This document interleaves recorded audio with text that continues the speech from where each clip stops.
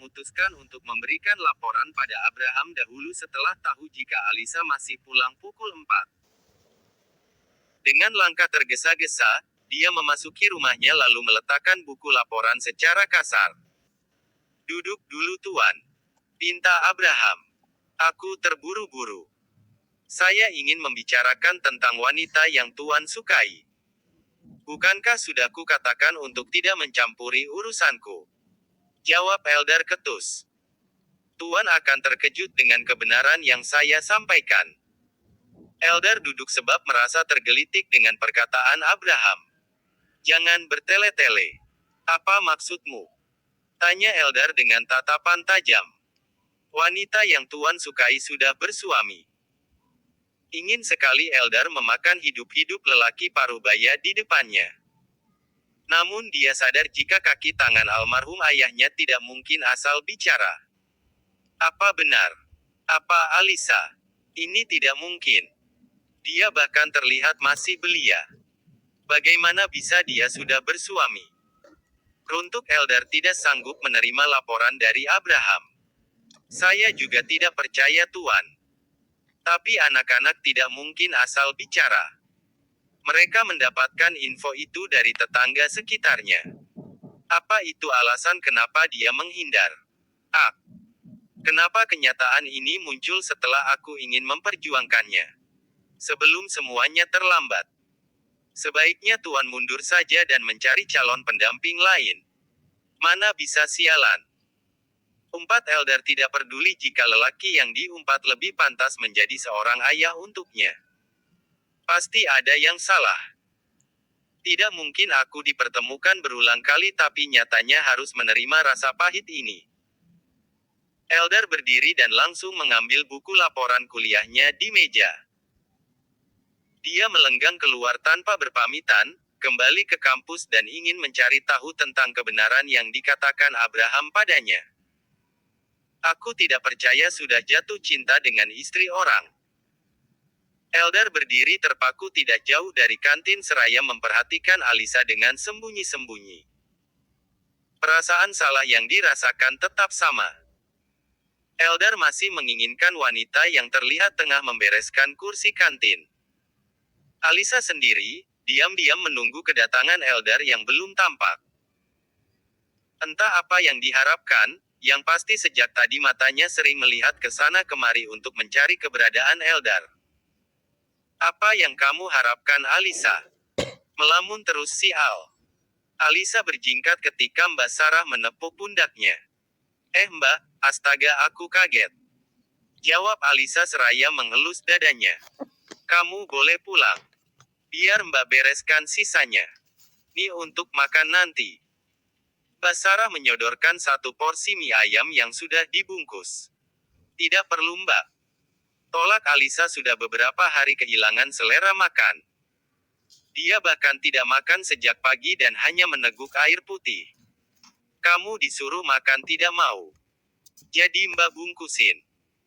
"Terima ya, paling tidak cicipi mie ayam buatan Mbak." Dengan sedikit sungkan Alisa menerima bungkusan tersebut. "Terima kasih ya Mbak." "Sama-sama Al. Aku ambil tas dulu." Dengan langkah malas, Alisa berjalan masuk untuk mengambil tas lusuhnya. Ingin rasanya dia tidak pulang karena chat yang didapatkannya dari Tama, suaminya. Alisa berjalan santai menuju parkiran, tanpa tahu jika sejak tadi Eldar mengikutinya. Suasana sedikit terasa aneh.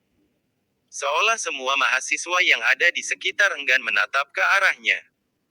Itu terjadi karena mereka tidak ingin berurusan dengan Eldar. Setelah tahu kenyataan mahasiswa yang ingin mendekati Alisa babak belur di tangannya. "Apa aku ke rumah Monik saja?" Tidak, hari ini suaminya pulang jadi mungkin dia akan menghabiskan waktu dengannya. Alisa memasukkan kunci motornya dan menghidupkan mesin. Setelah beberapa saat terdiam, motornya baru melaju meninggalkan area kampus bersama dengan Eldar di belakangnya. "Apa aku lewat kantor Mas Tama saja?" Alisa mengikuti kata hatinya untuk lewat ke kantor Tama dan memarkir motornya sedikit jauh dari lokasi kantor. Wajahnya terlihat cemas dan tegang saat satu persatu motor keluar dari kantor tersebut. Hingga sebuah motor yang dikenalnya keluar. Alisa menatap tidak percaya, menyaksikan dengan jelas jika Tama tengah membonceng Lilis. Segera saja dia lajukan motornya lagi. Mengikuti Tama dari jarak aman dengan hati yang mulai tercabik lagi. Pasti hanya mengantar pulang kan? Tapi meski begitu, kenapa harus Mbak Lilis? Bukankah Mas tahu kalau aku membencinya? Karena jarak terlalu jauh dan tidak seberapa lincah menyetir. Alisa kehilangan jejak hingga terpaksa meminggirkan motornya ke bahu jalan. Dia yang tidak tahu letak rumah Lilis, hanya bisa menahan perasaan yang bergemuruh yang mulai memenuhi dadanya. Ku telepon mama saja. Dengan tangan bergetar dan mengumpulkan keberanian, Alisa menghubungi nomor Mama Rita. Dia berharap bisa mendapatkan jalan dari sana mengingat kedua orang tuanya yang sudah meninggal dunia. Ya halo. Ma itu. Tama tidak ke sini lagi. Bibir Alisa rasanya bungkam, ketika Mama Rita langsung menyambutnya dengan nada suara meninggi. Itu Mas Tama berboncengan dengan wanita lain tadi. Aku minta tolong mungkin saja Mama bisa menegur Mas Tama. Apa maksudmu Al? Aku melihat Mas Tama berboncengan dengan wanita lain. Tidak mungkin begitu.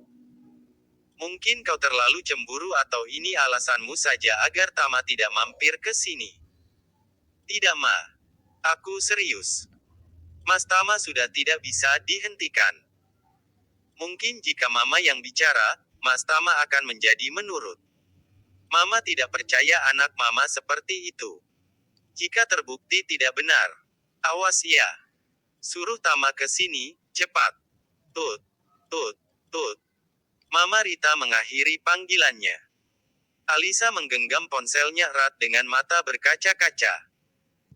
Sementara Elder yang masih mengikutinya, merasa bingung dengan apa yang dilakukan Alisa di sana.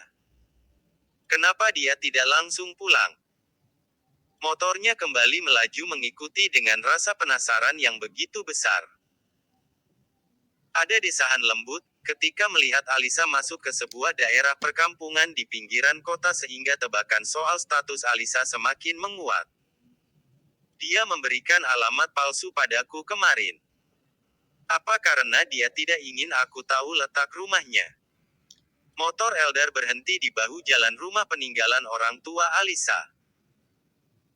Tanpa membuka helm, dia mematikan mesin dan memperhatikan rumah itu dari sana hingga seorang lelaki parubaya keluar dari rumah yang letaknya di sebelah.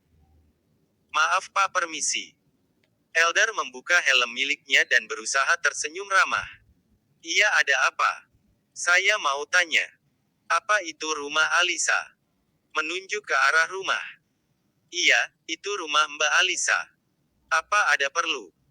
Biar saya panggilkan. Oh tidak Pak. Saya hanya sekedar bertanya sebab ayah saya menyuruh saya mencari alamat ini. Ayah saya itu teman baik ayahnya Alisa.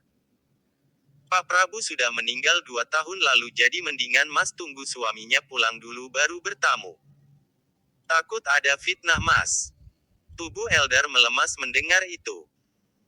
Ternyata apa yang dikatakan Abraham benar dan bukan hanya sekedar info palsu. Begitu ya Pak. Memangnya suaminya pulang jam berapa? Tanya Elder mencoba meyakinkan hatinya. Rasanya dia tidak percaya jika cinta pertamanya adalah wanita milik seseorang. Waduh, kalau masalah itu saya tidak tahu Mas. Soalnya pulangnya kadang-kadang malam dan tidak tentu waktunya. Elder mengangguk-angguk seraya masih memperhatikan rumah Alisa. Ya sudah Pak, terima kasih ya infonya. Saya permisi. Elder berjalan lemah menuju motornya seraya kembali memakai helmnya. Jika dia memiliki seseorang, untuk apa perasaan ini hadir? Aku harus melupakannya. Motor Elder melaju kencang, dengan pikiran yang melayang entah kemana. Kenyataan pahit itu, harus ditelan bulat-bulat meski hingga sekarang rasa untuk Alisa tetaplah ada. Ah, sial. Keempatnya melajukan motornya dengan lincah, menyalip beberapa pengendara yang ada di sekitarnya. Bersambung.